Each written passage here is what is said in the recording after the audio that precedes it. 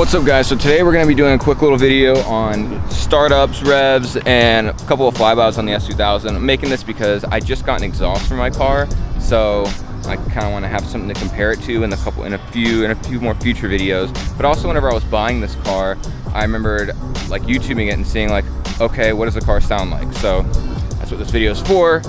Enough talking, let's get into it.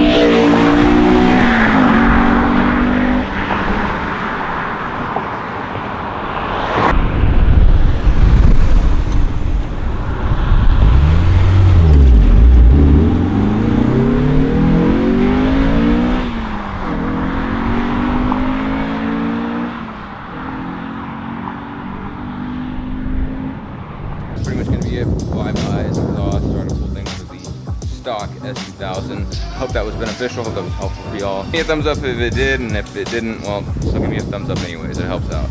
But be sure to stay tuned for the next episode. We're going to be installing the Skunk 2 exhaust in this car. I'm so excited for it. Yeah, stick around. Thank you so much for watching.